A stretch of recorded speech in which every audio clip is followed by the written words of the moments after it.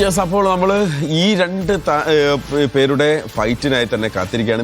ഇന്ന് രാവിലെ നമ്മൾ വായിച്ചൊരു വാർത്തയാണ്. അതായത് സ്കലോണി ലാഫുവന്റെ അക്കാഡമിയിൽ അല്ലേ, കോച്ചിങ് ലൈസൻസിന് വേണ്ടിയുള്ള അദ്ദേഹത്തിന്റെ ശ്രമം ലാഫുവന്റെ അക്കാഡമിയിലാണ്. അങ്ങനെ നോക്കുമ്പോൾ ഒരർത്ഥത്തിൽ ശിഷ്യനും ആശാനും തമ്മിലുള്ള യുദ്ധം എന്ന് പറയാം. പക്ഷേ ശിഷ്യനാകും ഒരു പടി മുന്നിൽ നിന്ന് നോക്കണം. ഞാൻ വളരെ പെട്ടെന്ന് സ്കലോണി ഒന്ന് പറഞ്ഞിട്ട് പോകാം. സ്കലോണിയുടെ ഗ്രൗണ്ടിനകത്ത് താരങ്ങളുടെയും ആ മത്സരത്തിന്റെ മൊമെന്റം സംബന്ധിച്ചുള്ള വികാരങ്ങളെ ഉള്ളിലേക്ക് എടുക്കാത്ത ഒരാളാണ്. പക്ഷെ അതെല്ലാം കൂടെ അവസാനം കൂട്ടിവെച്ച് പൊട്ടിത്തെറിക്കുന്ന, കരഞ്ഞു തീർക്കുന്ന, സന്തോഷം കൊണ്ട് കരഞ്ഞു തീർക്കുന്ന ഒരാളാണ് നമ്മൾ കണ്ടത്. പക്ഷെ അതിനപ്പുറത്തേക്ക് തന്ത്രങ്ങളുടെ കാര്യത്തിൽ എല്ലാം ഇല്ലാതായിപ്പോയ അർജന്റീനൻ ഫുട്ബോളിനെ സ്വപ്നം കാണാൻ പഠിപ്പിച്ച ഒരാളാണ് നമുക്കറിയാം ലയണൽ സ്കലോണി.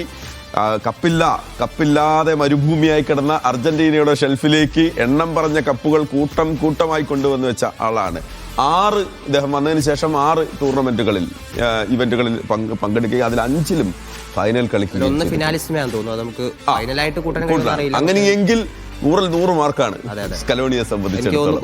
എനിക്ക് 2018 കോപ്പ അമേരിക്കയിൽ മാത്രമാണ് സെമി ഫൈനലിൽ ബ്രസീലിനോട് തോറ്റ് പുറത്തായത്. ബാക്കി ടൂർണമെന്റുകളിലെല്ലാം ഫൈനലിൽ എത്തിയിട്ടുണ്ട്. ഫൈനലിൽ കളിച്ചതെല്ലാം കിരീടവും നേടിയിട്ടുണ്ടെന്നാണ് ഞാൻ മനസ്സിലാക്കുന്നത്. ഓക്കെ, അങ്ങനെ നോക്കുമ്പോൾ സ്കലോണിയുടെ ഗ്രാഫ് ഒരു കാര്യം കൂടെ പറഞ്ഞു. ഈ തന്ത്രങ്ങളെക്കാൾ ഉപരി ഈ ടീമിനുണ്ടാക്കിയ ഒരു ഒത്തിണക്കമാണ് ആ ടീമിന്റെ വിജയം. അതിലൊരു എൻവയോൺമെന്റ് സ്കലോണി സൃഷ്ടിച്ചിട്ടുണ്ട്. അപ്പോൾ താരങ്ങളൊക്കെ വളരെയധികം സിങ്കാണ്. അപ്പോൾ അതാണ് അതിൽ ഏറ്റവും പ്രധാനപ്പെട്ട കാര്യം. ഒരു പരാതിയോ ഒരു പരിഭവമോ ഉണ്ടാവില്ല. മറ്റ് താരങ്ങൾ പറഞ്ഞിട്ടുണ്ട്, ഇപ്പം സബ്സ്റ്റിറ്റ്യൂഷനൊക്കെ നടത്തുന്ന സമയത്ത് പല താരങ്ങൾക്കും വലിയ അസ്വസ്ഥതയുണ്ടാകും.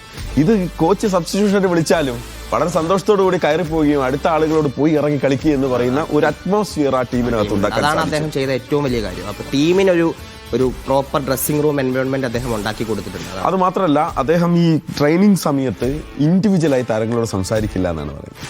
കൂട്ടമായിട്ട് സംസാരിക്കുകയും അവസാനത്തെ ആളും, അതായത് ഒരു ജൂനിയർ ആയിട്ട് വരുന്ന ഒരു താരം പോലും എങ്ങനെയാണ് ഒരു മുതിർന്ന താരത്തിന് അവിടെ കിട്ടുന്ന, കോച്ചിൻ്റെ അടുത്ത് കിട്ടുന്ന പരിഗണന, ആ പരിഗണന അദ്ദേഹം കൊടുക്കുമെന്നുള്ളതാണ് വളരെ പോസിറ്റീവായിട്ടുള്ള എല്ലാ കോച്ചുമാർക്കും കൊണ്ടുവരാൻ പറ്റുന്ന ഒരു കാര്യം. ഞാനിപ്പോൾ ലാഫുവൻ്റെയിലേക്ക് വരുമ്പോൾ വളരെ പെട്ടെന്ന് ലാഫുവൻ്റെ എന്ന് പറയുന്ന തന്ത്രജ്ഞനെ സംബന്ധിച്ചിടത്തോളം ഏറ്റവും പണി മെസ്സിക്ക് കെണി ഒരുക്കുക എന്നുള്ളതാണ്. എന്തായിരിക്കും അതിലുണ്ടാവുക? മെസ്സിക്ക് കെണി ഒരുക്കുക എന്നുള്ളത് എളുപ്പമല്ല. അതിപ്പോൾ ആര് വിചാരിച്ചാൽ നടക്കുമെന്നും തോന്നുന്നില്ല. അപ്പോൾ അദ്ദേഹം അങ്ങനെ ഒരു തന്ത്രത്തിലേക്ക് പോകുമെന്ന് ഞാൻ വിചാരിക്കുന്നില്ല. സ്പെയിനെ സംബന്ധിച്ച് അവർക്ക് അതിൻ്റെ ആവശ്യവുമില്ല. അവരുടെ കയ്യിൽ പ്രോപ്പർ ഗെയിം പ്ലാൻ ഉണ്ട്. ഇപ്പം ഫ്രാൻസിനെതിരെയുള്ള മത്സരം നമ്മൾ കണ്ടതാണ്. അപ്പം എന്താണ് ഫ്രാൻസിന് സംഭവിച്ചതെന്ന് നമ്മൾ തോന്നിപ്പോയി. അത് കൃത്യമായ ഗെയിം പ്ലാനിൽ കൂടെ മാത്രം നടക്കുന്നതാണ്. അപ്പോൾ സ്പെയിനിന് കൃത്യതാർന്ന ഒരു ഗെയിം പ്ലാൻ ഉണ്ട്. അപ്പോൾ ആ ഗെയിം പ്ലാനിൽ അവർ കളിച്ചു കഴിഞ്ഞാൽ അർജന്റീനയ്ക്ക് ഒട്ടും ഈസി ആവില്ല. ഞാൻ പറയുന്നത് ഇതിൽ ആകെ ഇവർക്ക് മറികടക്കേണ്ടി വരിക അർജന്റീൻ താരങ്ങളുടെ അഗ്രസീവ്നെസ്സിനെ മാത്രമായിരിക്കും.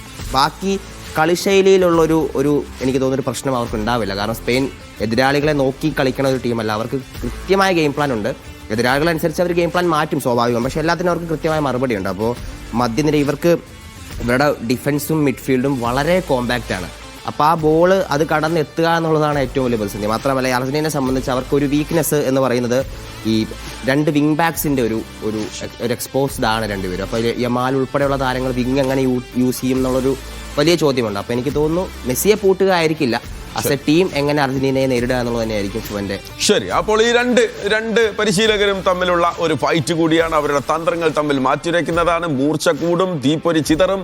അതിനപ്പുറത്ത് ആരാകും അവസാനം പുഞ്ചിരിച്ച് നിൽക്കുക എന്നുള്ളത് തന്നെയാണ് നമ്മൾ നോക്കുന്നത്. ബിഗ് ഫൈറ്റ് ലാഫുവൻ്റെ വേഴ്സസ് ലയണൽ സ്കലോണി മത്സരം കൂടിയാണ്.